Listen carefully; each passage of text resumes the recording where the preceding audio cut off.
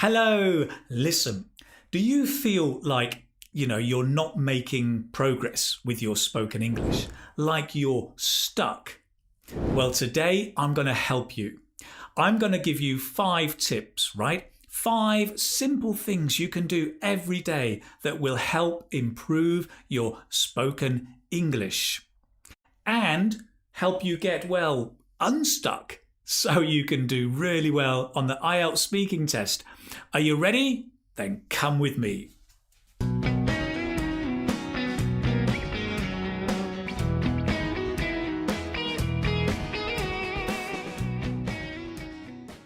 Hello again. So my name is Keith and I run the Keith Speaking Academy, here to help you speak better English, give better answers and get a higher score on the IELTS speaking test. So maybe, you've taken the IELTS test several times, but you're stuck at the same level, maybe a band 6 or a 6.5. There may be several reasons for this, and today I'm going to look at the most common problem for being stuck, right? And actually, it's not that you need more technique, exam technique or tips. It's just that your overall level of spoken English is too low. So the English in your head might be great, but when you speak, it's just not the same. As a student once said to me, he said, when I've got ideas in English, the English in my head, it's like driving a Ferrari. It's great. But then when I speak, it's like a car crash. Which is a great image, I think, for many, many students. So today I'm going to address that and help you improve your spoken English. With these 5 tips, I'm going to look at the following: how to learn speaking, how to automate your vocabulary, how to increase fluency, how to gain confidence, and how to make sure you're choosing the right tools to help you. Right, okie dokie, let's begin.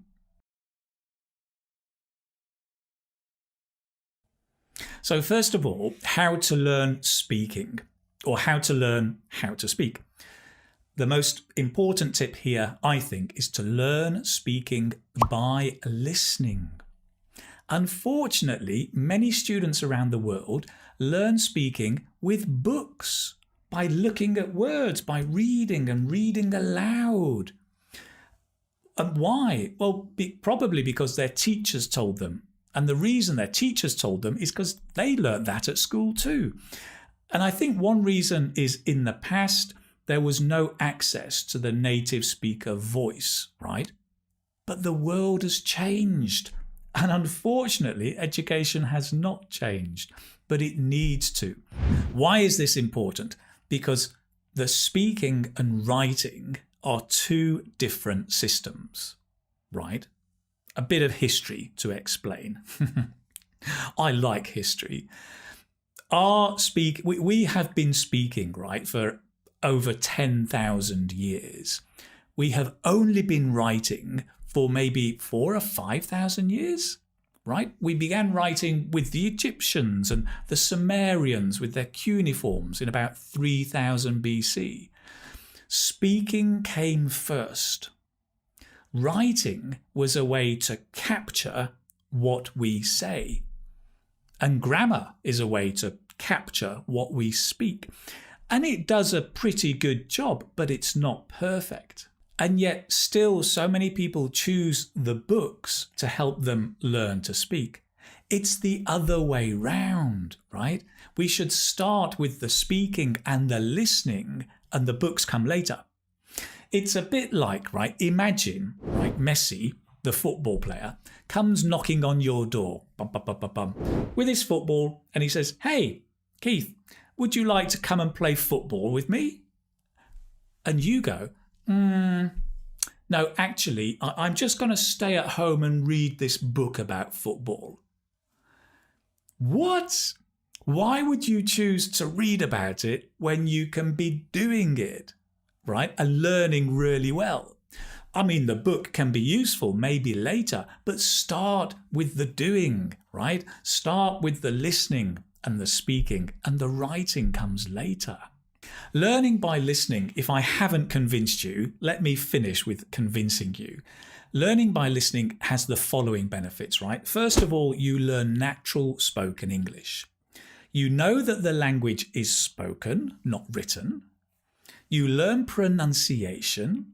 You get the context, so you know how to learn, how to use the language when you're speaking. It's a no-brainer. You must begin by listening, right? And I said earlier, right, the world has changed. We are surrounded by native speaker texts or proficient speaker audio texts, videos, Netflix, YouTube. You can get it anywhere. Keith Speaking Academy, if you've heard of that. There are audios all over the world at the click of a button. So start using it. Learn your speaking by listening.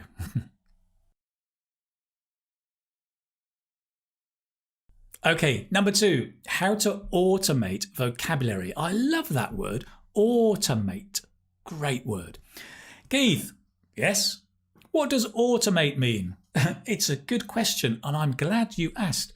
To automate something is to make it automatic, like without thinking. Do you know the phrase autopilot? To do something on autopilot. Sometimes I'm driving on autopilot. It just means I'm driving without thinking at the same time. So you may know, actually, I have a fluency course, and a strong focus of the fluency course is to automate grammar. So we look at maybe 16 different grammatical items, and through practice, automate them. So you're using them without thinking. Now, you can do the same with vocabulary. Automate your vocabulary. How do you do it? Very simple tip. Tried and tested method, repeat and juggle. Right? Repeat and juggle. What do I mean by that? Well, first of all, you find something to listen to, right? Remember what I said in tip number 1, learn speaking through listening. You listen to something and you repeat a word or a phrase, maybe a collocation, right? So you're listening to something, for example, an audio tape, and it says, I love Paris. And you go, stop. I love Paris. And you repeat, right? That's the repeat. Easy peasy. The juggle is that you then change a word. What is juggle? Good question. Let me show you. Juggle, right? Oranges, like the magician. This is juggling. Whoa! Now, why do I call it joggling? I don't. Why do I call it juggling? Because you take a word and you change it, right? So in our example, I love Paris. I changed the word Paris. I love Hanoi. I love New Delhi. I love Manchester, right? Easy. Now, you can juggle by changing the word, or you can change the tense. I love Paris. I loved Paris. I will love Paris. I used to love Paris. I'm sure I would love Paris if I could go there, right? So you're juggling the tense. Very, very simple. Listen, repeat, and juggle. And that formula starts to get you automatically using and hardwiring the vocabulary, making it active and more automated. Now, actually, as I said, education has changed, right? We are now surrounded by audio and video. There's lots of it, and there's lots of really good tools you can use. I came across one the other day that I thought was really, really good. And I'm going to show you very briefly how it works. Gives you access to lots of audio and video and helps you do this repeating and juggling. Let me show you. So let me show you this app, right? I've downloaded it off the Apple Store. I'm on my tablet over here. This is it over here, Woodpecker. And once you go in there, let me go inside the screen and show you how it works. So we've got a whole bunch of YouTube videos. If you've got Netflix, you can go in and sign in and access your Netflix videos. You can go on the web browser and also get some websites here. And there is a built-in dictionary, I think. Now, let's imagine in YouTube, if you want to select by topic, you can. So if you're interested in, I don't know, in books, you can find all the videos which are related to books. You can also choose by the channel if you prefer, or choose by the teacher. So all of your famous English teachers are on here. So let's see how we can actually use the repeat and juggling technique in a video. If we go into this video here, right, you can see you can watch the video. Great. When people ask me what I do, the tape script all the way through the video is here with timestamps. So I can click on any timestamp. He was very popular in his time, and pause, and I can repeat that, right? He was very popular in his time. I can check the meaning of a word by pressing on it. It tells me the meaning of popular, well liked, popular, dictionary, voice. But if I press the timestamp, it'll just repeat. He was very popular in his time. He was very popular. He was very popular. Press the timestamp. He was very popular in his time. He was very popular. Da, da, da, da. Great. And now I can juggle. I can change the end. He was very popular 10 years ago. He was very popular 2 years ago. He was very popular a year ago, and so on. He was very popular in his time. Total flexibility to move around and be repeating and juggling. Absolutely brilliant. Great. So that's it. Tip number 2. Listen, repeat, and juggle. Let's move on.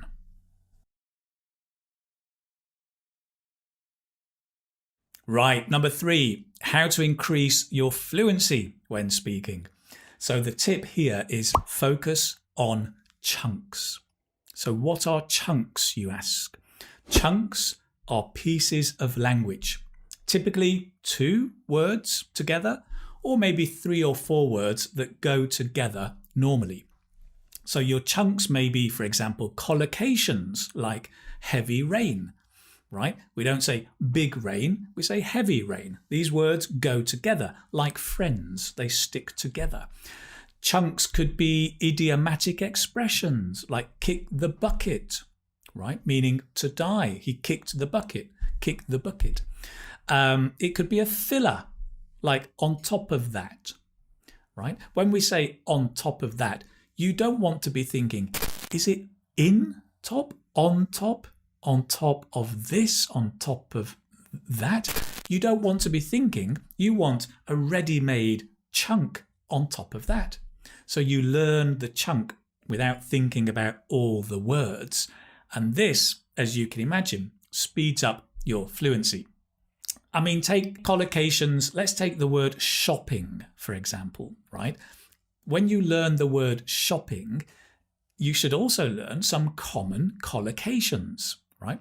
You can go to a website like osdic.com, brilliant website, give you instant collocations, and you'll find things like, well, weekly shopping, online shopping, late night shopping, a shopping spree, or shopping hours, right? These are chunks of language that if you learn them, you can use them much more flexibly. You don't have to think, right? Somebody says, you know, what did you do at the weekend? Oh, I did my shopping, you know, for Monday to Saturday, you know, the shopping for the week. Oh, you mean your weekly shopping? Yes, I did my weekly shopping. If you learn the collocation, it just helps you become much more fluent. It's very simple when you think about it, right? When you learn words, one word, you have to think about putting them together. When you learn chunks, you don't have to think about putting the words together. You just think about putting the chunks together. Imagine this, right? Imagine a builder building a house, and he's using bricks, and he puts the bricks one by one. He puts the bricks on top of each other. That's quite slow and takes time to build a house. But now imagine somebody has a new invention and gives him 4 or 5 bricks in a layer, glued together. And all he has to do is put the layers of bricks on top of each other. It's much faster. And what's more, the house is going to be better because it'll be more accurately aligned. It's more accurate, and it's the same with language, right? Using these layers or chunks, more accurate, it's faster. It's faster, you become more fluent. So when you're learning vocabulary, think and learn and use chunks. Let's move on. Right, tip number 4, right? How to gain confidence.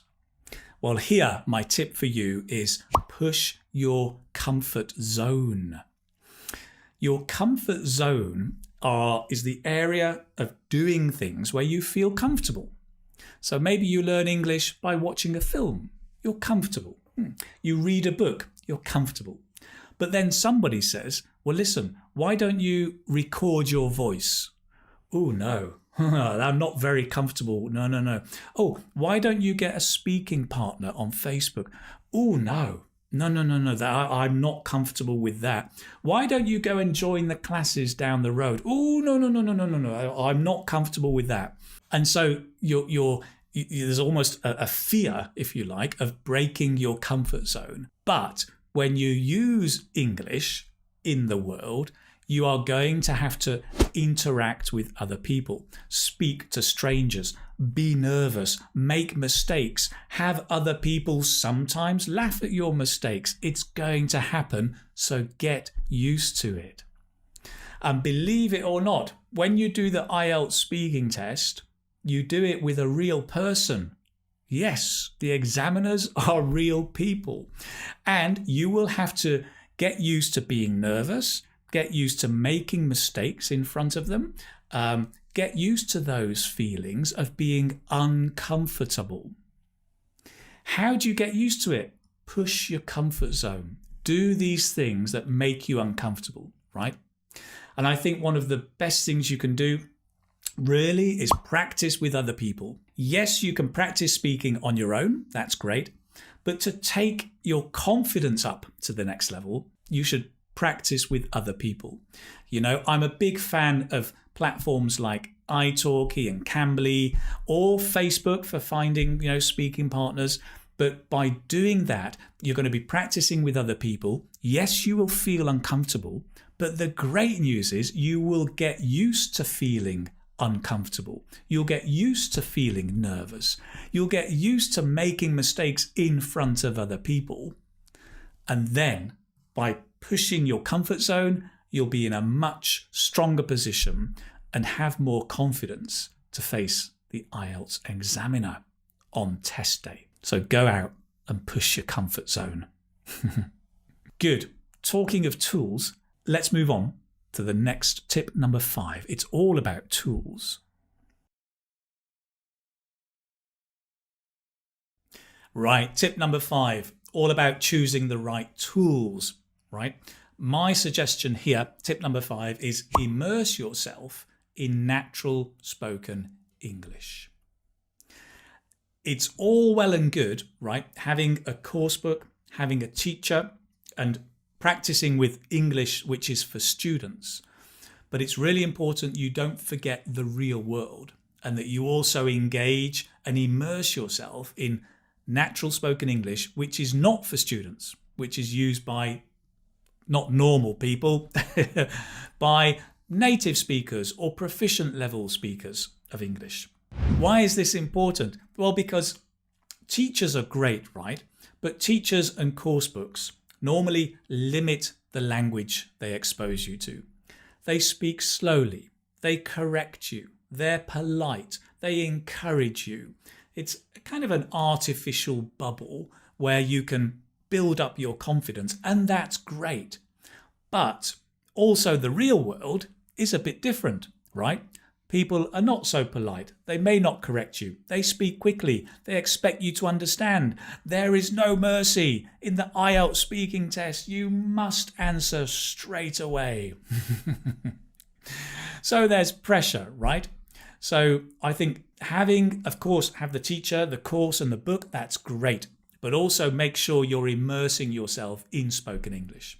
And this connects with a lot of things I said earlier, right? About listening, learning speaking by listening, about using different tools.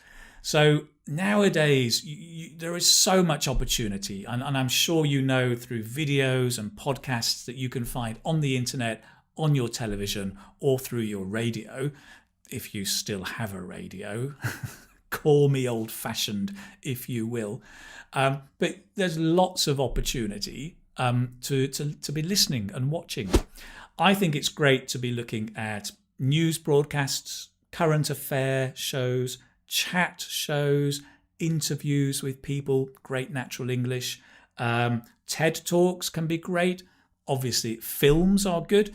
I mean, bear in mind, films are scripted, so they're semi-natural, but still a great source to immerse yourself in English. And also, there's the tool I mentioned earlier, right, which I think has a great balance because it's the Woodpecker Learning app.